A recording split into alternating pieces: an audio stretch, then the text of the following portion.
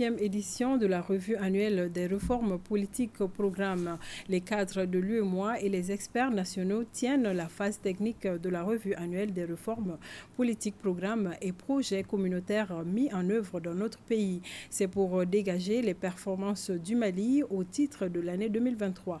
Plus de détails avec Khadija Toukone et Tchedje Kamara. Cette 9e revue est consacrée à l'évaluation des réformes et politiques ainsi que des projets et programmes afin de faire ressortir les performances réalisées par le Mali.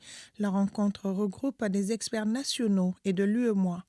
Dans la dynamique de consolidation des acquis, d'une part, et du maintien du niveau d'engagement actuel des États membres, d'autre part, l'exercice de la revue dont la phase technique démarre aujourd'hui au Mali témoigne de la volonté des autorités des instances décisionnelles de l'Union pour le respect des instructions des conférences des chefs d'État à cet effet.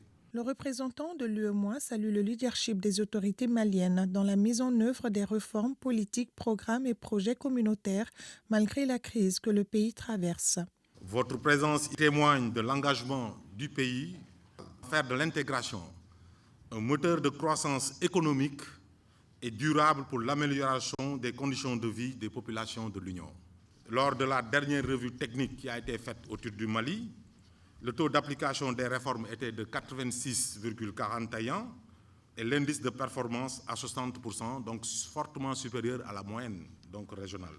Le représentant du ministère de l'Économie et des Finances, lui, invite les parties prenantes à accorder une importance particulière à cette rencontre en apportant des éléments de réponse qui seront éventuellement sollicités par la commission de l'UEMOA afin qu'au terme de la revue, les résultats soient consensuels. Il n'est plus à prouver que dans un environnement mondial en perpétuelle mutation, les réformes constituent à la fois une réponse pertinente et un levier privilégié pour s'adapter aux nouvelles situations et pour relever les nouveaux défis. Ainsi, les points focaux et experts nationaux sont suffisamment outillés pour pouvoir apporter des réponses précises et pointues à la délégation de la Commission. Les conclusions de cette 9e revue annuelle de l'UEMOA seront sanctionnées par un mémorandum.